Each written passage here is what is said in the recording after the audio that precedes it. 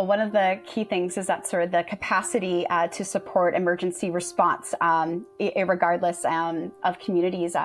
It changes depending on where you are, and if you're in a city or if you're in a rural community or even if you're in a remote community.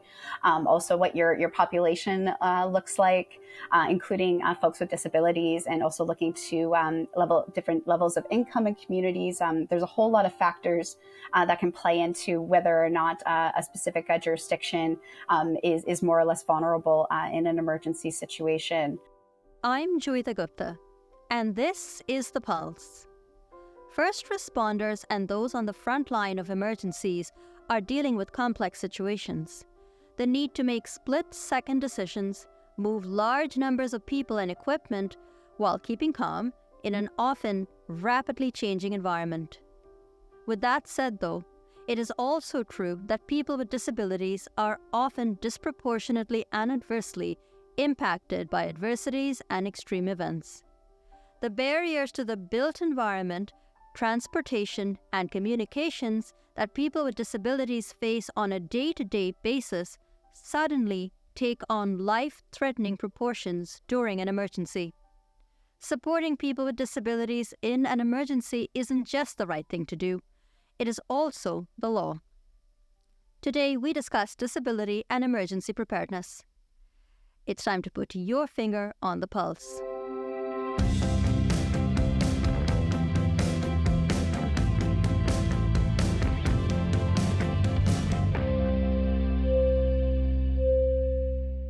Hello and welcome to The Pulse on AMI Audio. I'm Joeita. My guest today is Kaitlynne Lowe, who is a research assistant at the MacEachen School, the MacEachen Institute of Public Policy and Governance at Dalhousie University. She joins me today from Halifax. Hello and welcome to The Pulse. I'm really happy you could join us on the program to talk about such an important issue. Thank you so much for the opportunity. More than happy to help spread awareness about this really important issue. Kaitlynne, what got you thinking about emergency preparedness in relation to people with disabilities? In 2019, the Government of Canada passed the Accessible Canada Act, and as part of that, all public services were looked to in order to ensure that there was accessibility throughout the realm of government programs and services, and emergency management was one key piece of that. So looking from a public safety lens, and then looking at how those powers are then distributed amongst the provinces and territories, and then also effectively carried out at the municipal level. So there's many orders of government that are involved in emergency management processes, and sort of looking to accessibility legislation also in individual provinces and territories in conjunction with the recent Accessible Canada Act sort of was a bit of a mobilization moment of really looking at how emergency management situations and efforts around public safety are more accessible for people with disabilities. And what did you find based on your research? How adequately or inadequately are the different levels of government, different provinces prepared to work with people with disabilities during some kind of an emergency?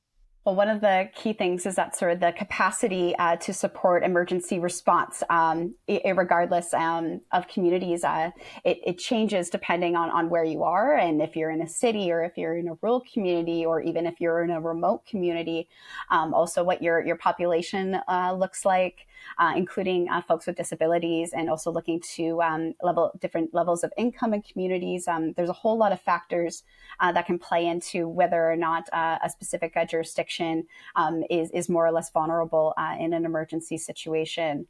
So that variance, depending on where you are, and particularly Canada, is a really key feature of this. And again, because there's so many different levels of government involved, you're looking to the municipalities and local governments or even First Nations governments first to initialize a response. And then from there, there's additional provincial or territorial responses that are and support that's brought in. And then finally at the federal level, where often a lot of the funding and coordination and then the military support comes into play. So and also different areas are impacted more or less by different sort of risks and hazards. So for example, you could be in a community that is really prone to flooding and really used to dealing with that, or even, for example, here in Halifax, we're getting more and more used to dealing with hurricanes, for example.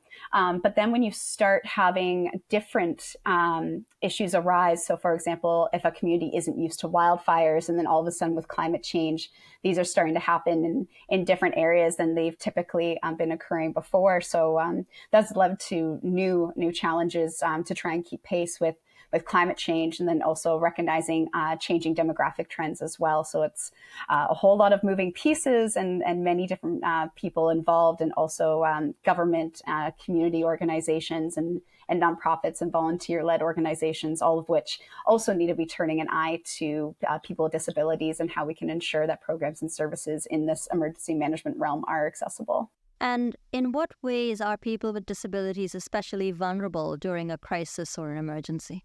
Well, typically it's systems and that make people more vulnerable in a situation.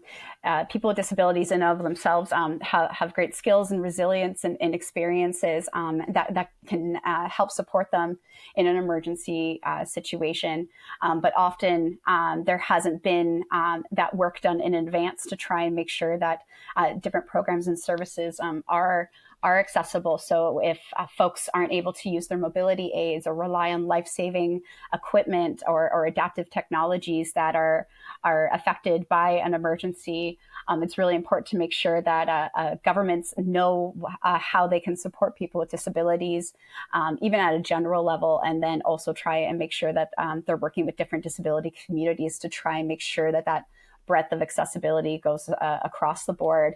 But if we look at the data, people with disabilities are much more likely to die in an emergency or be significantly impacted or injured, often are facing significant challenges when it comes to accessing insurance programs or even different financial aid as well. And then also looking to how many folks with disabilities are already at risk in terms of often living on lower incomes, potentially being single parents, or being isolated from all aspects of society, whether that's employment or education, where often those social networks can become so powerful and supporting and enable that resilience during an emergency that often people with disabilities are traditionally excluded from. So it's really trying to take an eye on all those aspects of society that are then really put to the test during a crisis situation. Wonder if we can focus a bit on communications, because one of the key aspects of emergency management is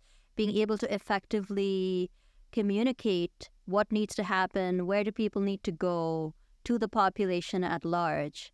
In your research, how effectively has Canada, or even different provinces for that matter, how effectively have they been able to communicate to people with disabilities during a crisis? I think we've seen sort of, again, varying approaches across the country. I think one resource that's been really, really talked about recently, but also has been in place in many communities for a long time, is things like vulnerable persons registries, and how that information is used, and how emergency services are connecting with people with disabilities in advance. Do they have an awareness of what some of the key needs are, and who might be more vulnerable in a situation, in order to ensure that they're prioritized? And then also the element of preparation and making sure that folks are aware of the supports and services that they can access in advance of an emergency, and trying our best to ensure that that resiliency is brought from the individual to the household, and then so on. And there's a number of municipalities, like for example, in Ontario, there's the municipality of Clarington, and they do a lot of work around neurodivergent children, specifically children with autism, and trying to engage them with emergency services, particularly fire services, so that you get that exposure and awareness and that experience of seeing a firefighter, understanding what they look like in full uniform, and then understanding how to evacuate their home in an emergency.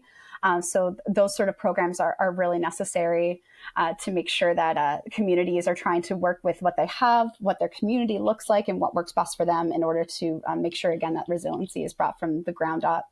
Often you'll find that these widespread policies or services are put in place, but might not meet the nuances of a community. Yes, that's a really good point about nuances, which is why, I mean, when we think about designing communication systems and really just doing emergency preparedness as a whole, where is the line to be drawn, or what's the balance between having a system that's been replicated in different places versus having enough wiggle room or enough flexibility to account for some of that local nuance to make sure that we're not leaving people out or people are missing the information that we're trying to provide because it doesn't resonate or the situation doesn't apply to the local community. And I think we've seen a lot of that essentially play out with the sort of the mass alert ready systems that are implemented by the government of Canada, but then each province and territory has different policies and procedures and how they go about being able to issue emergency alerts. And here in Nova Scotia, we've definitely seen how that can either work for the benefit and safety of everyone, but then also how that can put many folks at risk. So I think it's definitely shown that risk communications are still a very challenging area of emergency response in terms of getting information out timely to the general community, not even to mention working specifically with folks with disabilities in order to make sure that they have the information at hand. And we're seeing a lot of disability-based organizations and accessibility directorates or the like that are sort of at the provincial level that are really trying to take the lead on this and make sure that that element of accessible communications, whether that be the ability to use adaptive devices, making sure that there's a plain language use, that there's sort of the correct information made available, and different provinces have specific emergency management guides and planning supports for people with disabilities. But you'll often find that it's the organizations advocating for people with disabilities. They're really trying to take the leads on these initiatives and working with their communities. They're the ones that will often go door to door if necessary to make sure that their members and the folks that they're aware of are safe and prepared during an emergency. And that's where that community-based organizing comes really into play. And it's a matter of just making sure that that can be properly resourced to accommodate for the capacity issues that occur across the board. And then also making sure that all manner of folks, particularly volunteers and emergency service professionals, have training in place to be able to communicate with folks with an array of disabilities, whether that's intellectual, learning, or cognitive, all the way to working with the deaf community. A few years ago, I was talking to someone, a person with a disability, who had been evacuated during the BC wildfires. And she talked a lot about how many of the things that had been challenges for her around accessing accessible transportation and even, having been evacuated, finding an accessible hotel room to stay in these were problems on a day-to-day basis. Forget about having to deal with an emergency, but you factor in the wildfire and the evacuation efforts that the wildfire spawned, and suddenly these things became insurmountable obstacles to being able to effectively evacuate from the wildfire zones. Do you have any recommendations or thoughts about how we might actually address barriers to transportation and barriers to accessible housing, or in general just having accessible places to stay in the context of emergency management and preparedness for people with disabilities? Well, I think you're absolutely spot on in saying that these challenges are issues that people face on the day-to-day, accessing accessible transportation, being able to find suitable, safe, and accessible accommodations. All that is a challenge in the day-to-day life, not to mention when resources and capacity are stretched in a crisis situation. So it's really important that when we are out of a crisis situation, so either in a recovery period or even in the lead up to where we can prepare, trying to implement as much universal design principles as possible. So really trying to take a look at how we are designing all sorts of infrastructure, be it for both accommodations, transportation, all of it sort of needs to have an eye of accessibility. And I think a lot of new and modern developments have been taking more and more of that into account, but we still have a lot of work to do. And I think that by trying to mobilize those efforts in advance in an emergency, and also connecting that by making infrastructure generally safe and accessible and secure for folks with disabilities also can help us in a public safety lens. And some things that we're learning about from emergency preparedness is just how urban design in general can really impact the safety and resilience of a community. So it's really important that we're trying to invest and address these issues now in the lead up to emergencies, because we know they're going to be issues. And then also having specific designated services to help fill in those gaps. Often you'll find that emergency plans that are developed individually, so like for commercial businesses or even employers will make emergency plans, but not necessarily coordinate with other organizations in the area. So they might be relying on the same resources that will have to be prioritized in an emergency. So really trying to turn an eye to generally make things as accessible as possible, and then also developing that designated services. And part of the issue is that when you're doing shelter for evacuations, for example, or even just emergency operation centers or comfort centers where folks could just go on a temporary basis, whether there's a power outage or the like, and get support. Often they're in community centers. And if you're in a smaller rural community, your community center might not be as accessible as, say, like a newer development in an urban center. So again, really trying to make sure that the disparity and capacity between communities is also addressed equitably. Earlier in our conversation, you talked about creating a vulnerable persons registry, not saying that that's a bad idea at all. I mean, I think it's a cornerstone of emergency preparedness for people with disabilities, but people do have concerns about privacy and fear of disclosure of a disability. You know, we don't know who's going to get this information, how safely is it going to be stored, and whether it'll have repercussions that were unintended. Do you have thoughts about creating a best practice or thoughts about best practices as we go about creating such a vulnerable persons registry? Oh, absolutely. And I think that within the past 2 years, I've definitely seen the conversation around vulnerable persons registries evolve more and more. And that's particularly in the context of Nova Scotia, where it was really looked at in the follow-up to Fiona. And now many different municipalities in Nova Scotia have essentially implemented their own versions of vulnerable persons registry or voluntary vulnerable persons registries, and more communities are looking to do the like. And a lot of it comes from the fact that municipalities lead emergency response. So it starts with the local governments. And again, that can play into the capacity issues, how information is stored, how securely is it stored. And often the best practices is really to try and limit as much as possible who can access the data and try and make sure it's as secure as possible. And that also people who are signing up for the service fully understand what it is that they can expect from signing up on this service. So I think Halifax, for example, has done a really good job, and many of the Nova Scotia communities have sort of tried to follow the same suit, in the sense of by stating very clearly that by putting yourself on the registry, you're sort of providing information about what your needs are in an emergency to help with prioritization. But putting yourself on the list doesn't necessarily guarantee immediate support. So there's a lot of risk in sort of managing those expectations. And then there's also a coordination factor, and people are moving around between communities all the time. What happens if someone who is on a registry in one jurisdiction is in a different community when disaster strikes? And as we know, disasters don't like to obey borders or jurisdictional limits.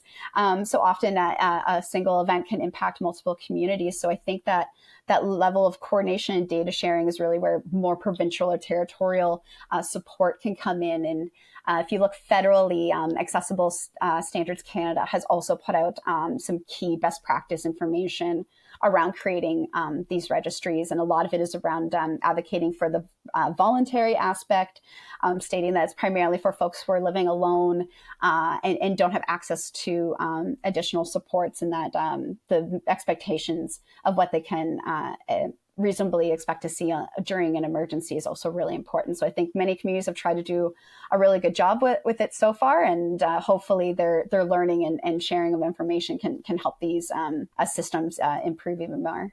About 2 years ago, I had a guest on the Pulse who happened to be a person with a disability, and she created this YouTube miniseries talking about what a person with a disability needs to do when dealing with a particular kind of emergency. And it wasn't just a natural, disasters, but also things like, what to do if you have a fire or if there's a flood and, so on and so forth. And one of the things she really emphasized was having a kit with spare clothes and your documentation and medication and extra batteries. And one of the things we acknowledged is that it's well and good to say that in theory you should have a bag with supplies that you can grab in case of an emergency.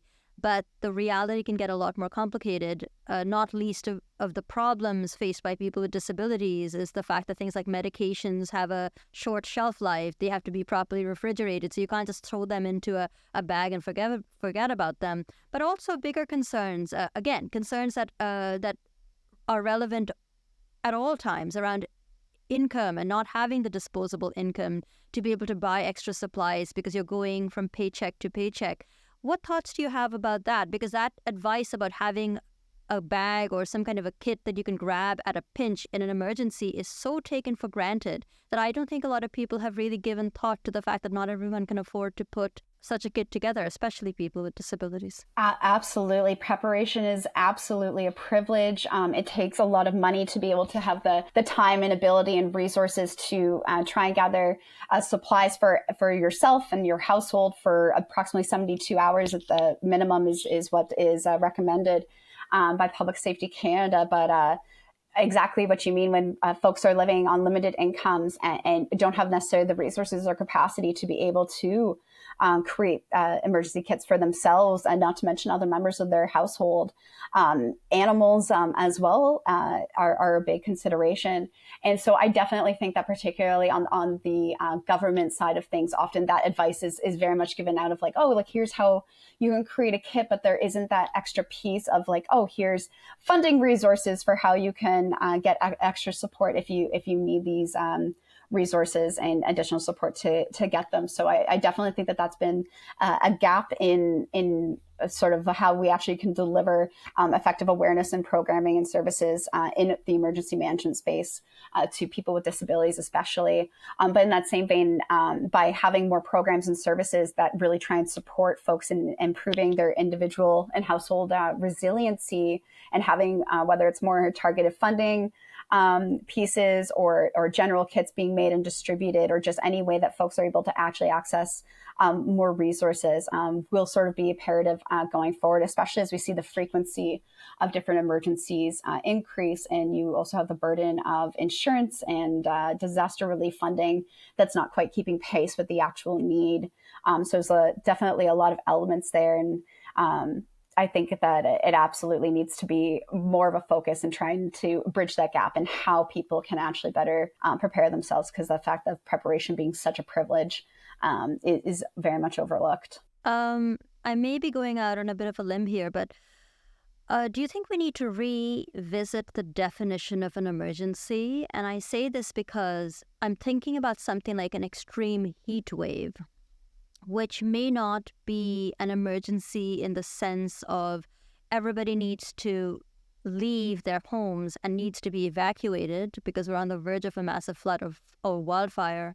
But it could be an emergency for a person with a disability who's trapped in their apartment and doesn't have access to air conditioning and can't really leave to go to the mall or to get a cold drink. I mean, I have heard heartbreaking stories about people dying from extreme heat, but we're not really calling that an emergency in the sense of an emergency like a flood or a wildfire. So do you think that we need to loosen that definition, or at least revisit the definition in light of the isolation and the barriers that many people with disabilities face that the able-bodied population at large does not? Yes, so I think that we're definitely see that come into play, particularly as climate change gives us a real run for our money, so to speak, in these sort of new and more extreme events that are occurring. And the majority of folks who died in, I believe, the most recent BC heat wave were, in fact, folks with disabilities and or seniors. So particularly as we look to an aging population as well, and that climate change is going to make these emergency events more intense, more frequent, revisiting and expanding the definition of emergency, and really taking a look at what natural hazards look like in a modern day and in the world that we're living in. And then simultaneously, something that's been coming up quite a bit is also as the definition of disability itself is continuously evolving, and how that public and social interpretation continuously evolves over time. So I think that's also a really important element as well, that we need to consider, that even what we think of being a disability today might not fully line up to how we as a society see it in 10 years from now or so on. As we wrap up, I have to ask you, how do you feel we're doing as a country? Do you feel generally optimistic, or do you feel pessimistic about the state of emergency preparedness for people with disabilities? So my answer has changed. So if you had asked me about a little over a year ago, I definitely would have been like, oh, we really need to do more. And it's just not enough people are paying attention. Like everyone, including public and government or organizational leaders, like understand that emergency preparedness is really important. However, many people aren't willing to sort of make that investment in planning and resources and staffing capacity and program and service development for things that may or may not happen. However, I think within the past couple of years in this country, we've absolutely seen that this is our new reality, that these emergencies are getting worse, they're getting more intense, they're happening more often, they're affecting new parts of the country than they have before.